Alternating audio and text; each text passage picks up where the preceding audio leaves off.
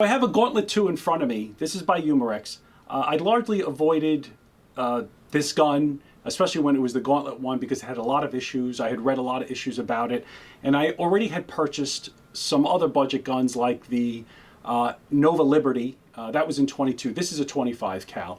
And the Nova Liberty proved to be a really great gun. It was probably one of the first really good budget guns. It wasn't widely known because it wasn't offered by some of these larger companies. It was some small company, but the main company, I think, was Nova Vista, which was, I believe, out of China, then made, I believe, the Avenger, and that's the same, that gun was modeled off of the Liberty.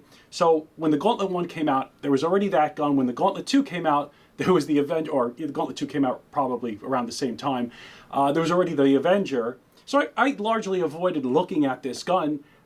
And again, I personally have issues with its ergonomics, its look, but let me tell you, beyond that, I was actually really surprised at how well this gun shoots. This gun is really a shooter.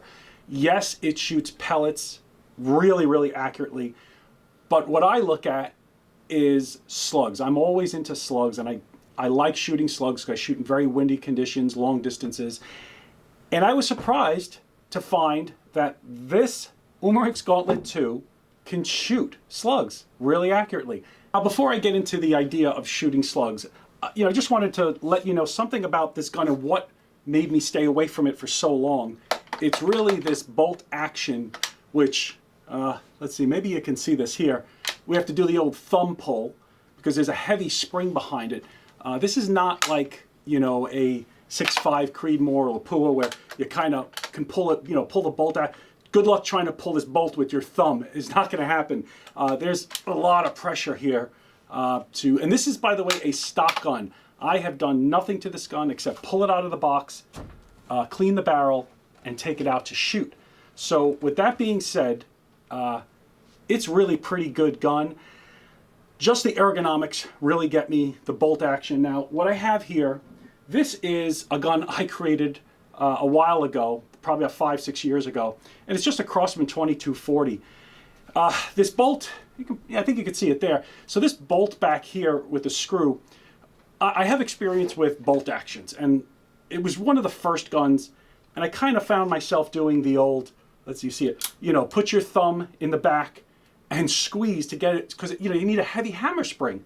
So a fellow air gunner from England created this device which, when you pull it back, you hear that just clicked in place. It's actually screwed into the hardened hammer, so that it allows me to now very easily pull the bolt back and load the gun, close it, and fire. So it worked really well. I thought, what a great idea if they could do that with the UMAREX Gauntlet, because look, I'm tired of pulling this back. As you can see, that ejected backward. Now let's decock it. Let's try that again. Look how effortless. You pull it back, and now you can. And what's the problem with torquing so hard on a bolt action in an air gun? Well, you're creating a lever and you're pulling it to the angle, and what happens is the bolt inside and the hammer start scraping along the inside of the mechanism. They get worn and they get stuck eventually. So anyway, that being said, I said, let me overlook that. Let's pick up this gun and try it out and see if it's a shooter, and yes, it is a shooter. I'm actually going to be sending this off to Hajimoto Productions to have the side lever put on, all the upgrades. We have the barrel lead-in. I think he does a lot of things. He has a lot of offerings on his website. I opted for the almost everything package because, again, I want to see what this gun can do. I'm pretty amazed at what it can do out of the box, but I want to see what it does once Haji gets his hands on it. I'm really excited. So this gun is going to go off to Hajimoto after the holiday season. Yes, this is the holiday week, and I probably will get this gun back. I'll send it off in January, probably get it back sometime, end of January, February. At that time, I will do a follow-up to this initial video and follow up to let you know how well it shoots with a better lead-in. Does it like a 251, 253, 254?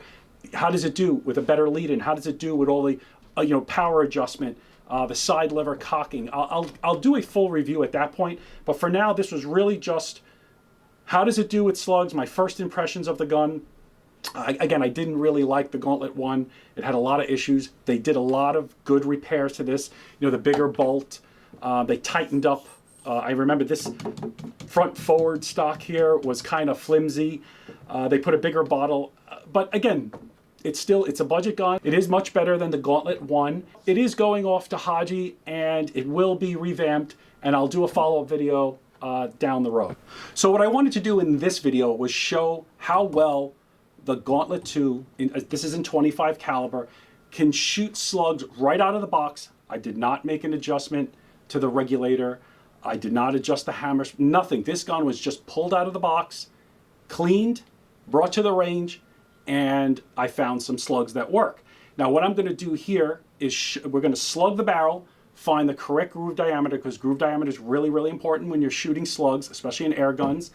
And we're going to check out the twist rate. So I know there's been conflicting reports of what the actual twist is.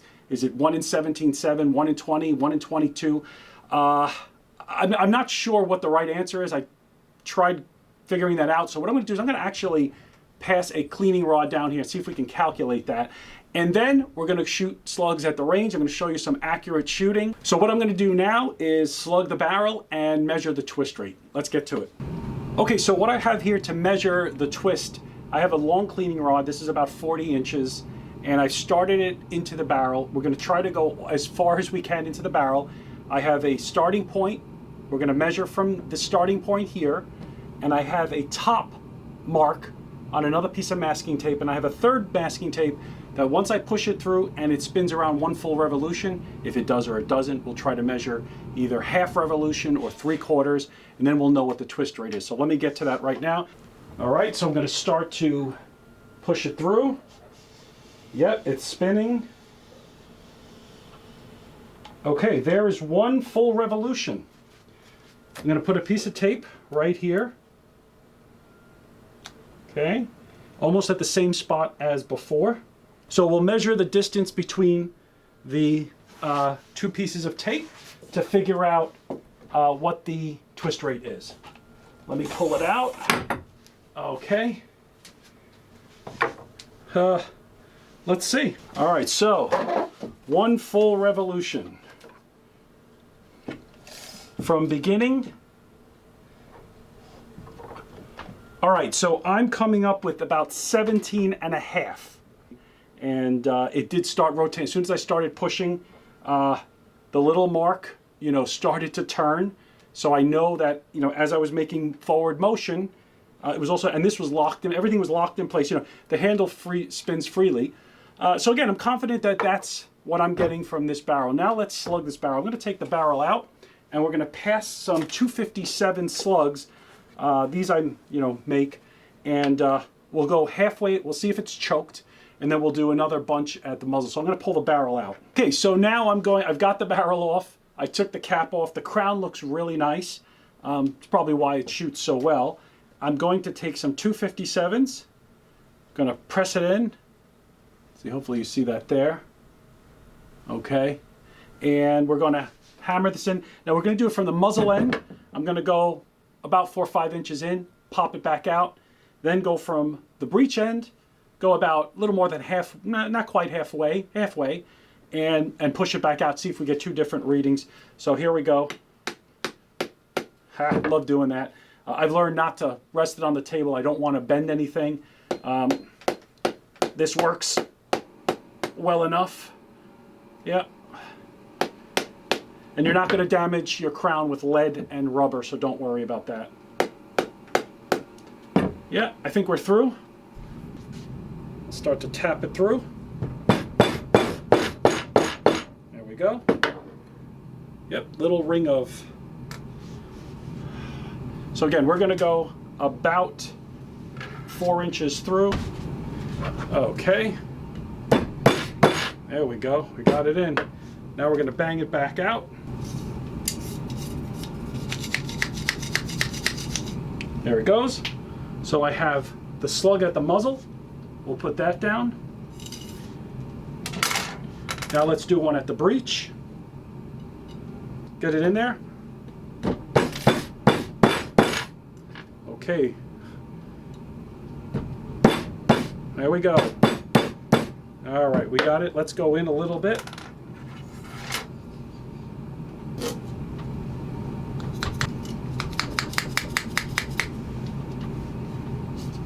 All right, let's go a little further down. Okay, we're about, well, let's see, how far? Actually, we're about right here, so let's get that out. Let's go a little bit further.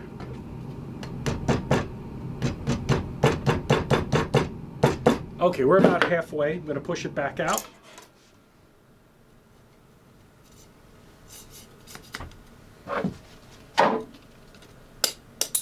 Okay, there goes one. Here comes the other stick. And eventually the slug. Ah. Okay. A little bit more.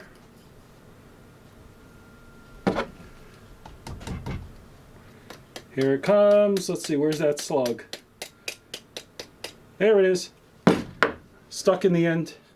There, maybe you're seeing that. So there it is, stuck in the end of the stick. And that is, so we have the muzzle and we have the breech. All right, so now what I'm going to do is measure those two slugs. I have an NIST certified micrometer here that I've just zeroed out. I have it on count. Yeah, I think it's recording here. And I'm going to back it out. We're going to do first the muzzle. Let's see if this is, let's see what reading we get. And we're going to want to measure the groove diameter, not the land. So I'm going to be very delicate, and I'm going to start rotating it. So 2516. So 2517. So close to 2, and I'm squeezing a little bit hard, but that's okay. Let's see. Let's see. 2515. Yep, so around 2516, 2517. Now let's do it at the muzzle. 251. So 25. So 2517, 2514. It's roughly the same. So it doesn't seem like it's choked. It looks like we have a good unchoked barrel. And it's somewhere around 2.5. So ideally, a 2.52 slug, a 2.525 would be ideal. That's why I'm shooting the 2.53, and it seems to be quite accurate. All right, so here you can see I passed a Borescope down the barrel, and this is the muzzle. There's the crown, and it looks pretty good. Nothing really bad, nothing super sharp, but nothing out of the ordinary. And here, as we go down a little further, you can see that it looks pretty good. Here, I'll spin it around, make my way a little further. Looks pretty. I don't see any gouges or anything broken. Looks pretty sharp. I did clean this recently, just dry patches, no wet patches. Here's a little further down. Looks okay.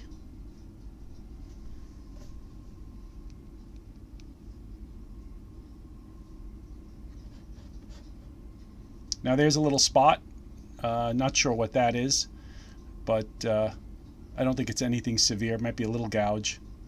But again, for the most part, the barrel is pretty sharp. And here we are towards the back end. This is about 3/4 of the way down the barrel.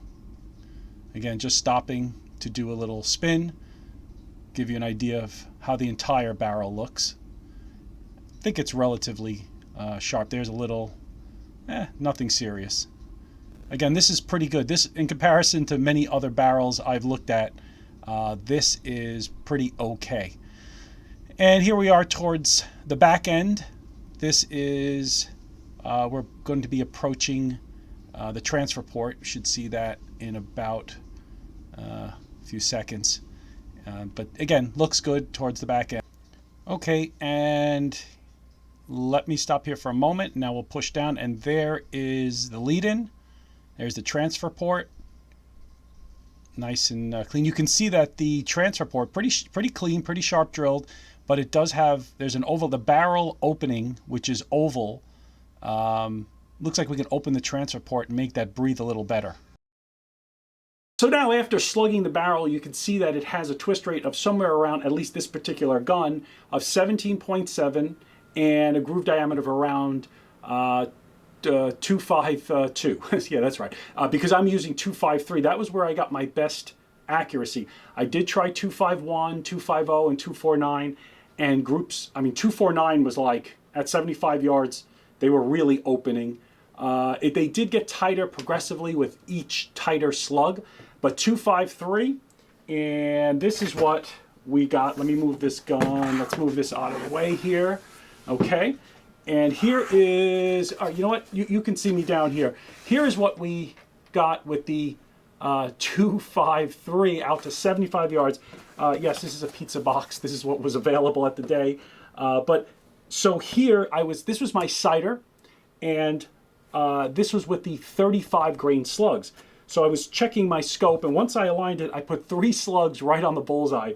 That was pretty good. So I was pretty confident. I said, uh-oh, I think I found the right slug, and I think I said that in the video. So I went on, and I shot these 2 groups. You can see right here, I put 4. This is an 8-shot group. I put 4 at 75 yards right now. And of course, I'm not a good shot. So I spread it out. It spread out to about 1.3 inches. From the entire 8-shot group is 1.3 inches. But 4 of them probably in a 0.25, no, 0.3 center to center. Then up here, I got a 1.2.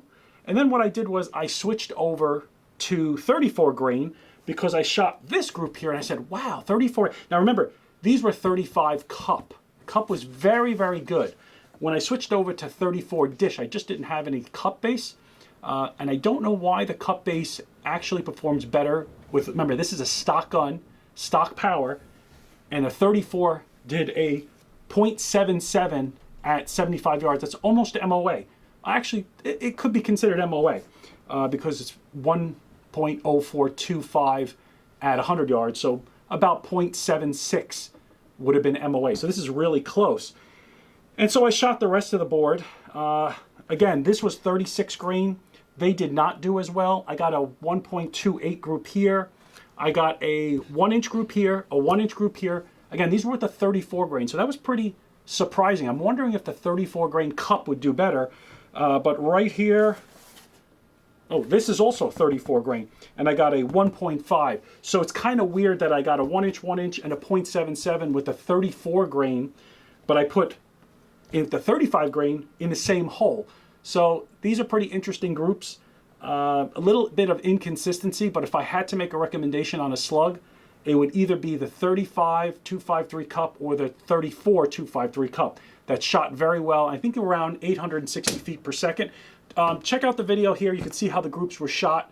Again, this gun, stock, right out of the box, no modifications.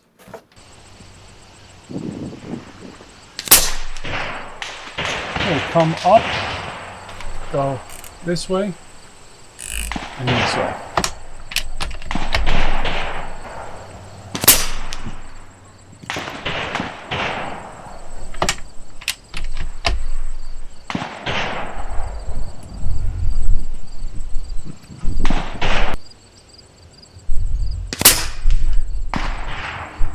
Oh.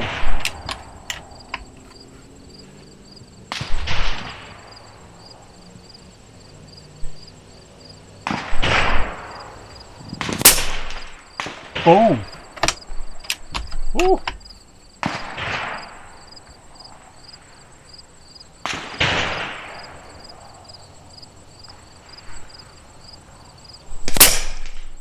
I just put what we can do. 253, 35 cup, 75 yards.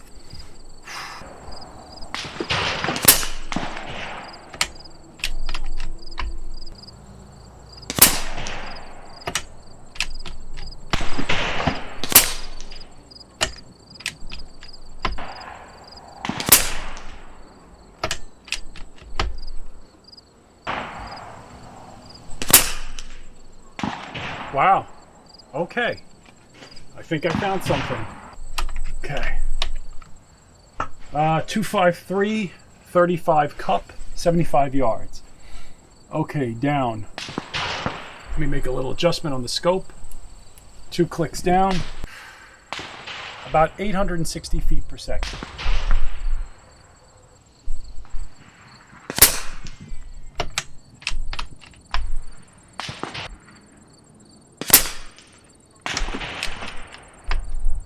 $856.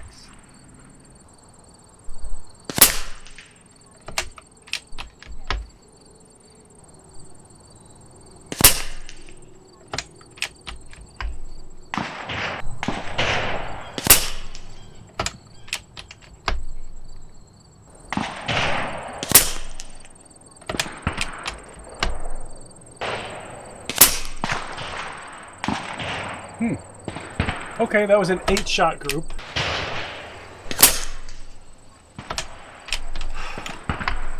$844.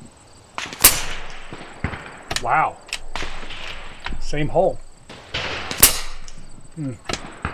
That's because of me. That's not the gun.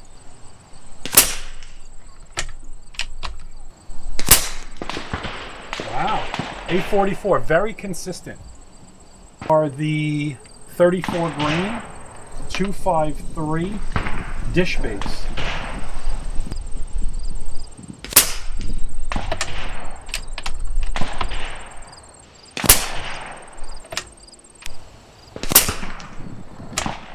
Whew. Board moving. See that board moving like that?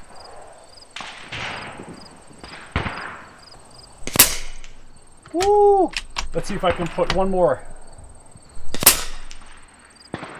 How do you like that for a 5-shot group? Woo!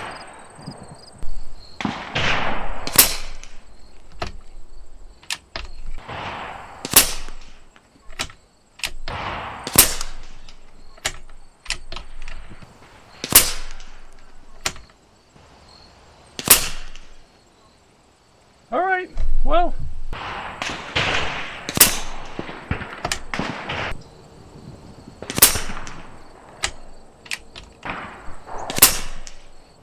Wow.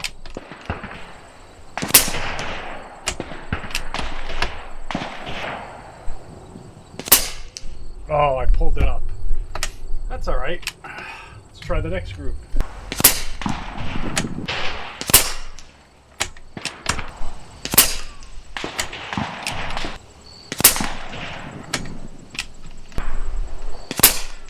Wow. I think I just shot 3, 6, 7, 8 groups. I don't think any of them are horrible. I mean, there might even be some really good ones. Let's go check this out. Wow, this is pretty, oh good, you're still recording.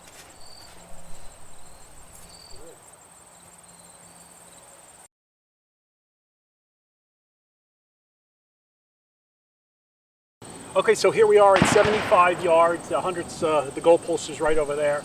And we're talking an inch, 3 in 1 hole. I don't know, a little messy, okay. Over an inch. This is a bunt. This is 8 shots. 1.3, 1.1, 1.1, 1 inch, and 1.2. So at 75 yards with the 253 35 dish base, these are pretty good results. I am very, very happy and pleased with this. This is a pizza box I found. Anyway, yeah, that's the slug, at least for 50 and 75 yards. I'm not sure about 100, but we'll say that's what it is for 70. All right, so now you've had a chance to see those groupings. Here they are on the board right here. As I said earlier in the video, this gun is now going to be packed up, sent off to Hajimoto for an overhaul. Again, I am going for the, I think it's the gold pack or the platinum. It's the one of the top packages because I want to do everything to this gun, and I do like this gun. I don't love it. I don't love the ergonomics. It is a shooter, as I said. This gun shoots really well, and I want to see how much more of an improvement we can get once we send it off to Haji. And like I said, I'll do a follow-up video. You'll get to see. I'll talk in detail about the gun. I'll talk about what was done to modify it. But the way this gun was shot right here with this board, this is stock right out of the box. I made no adjustments, no modifications, and it still can shoot slugs at 75 yards. under an inch. That was a 0.77 group. I think that's this one, or maybe this one up here. One of the, no, I think it's this one right here. So anyway, hope you enjoyed the video, and I look forward to doing the follow-up, and I'll see you with this particular Guantlet 2 in a few months, or a month or two.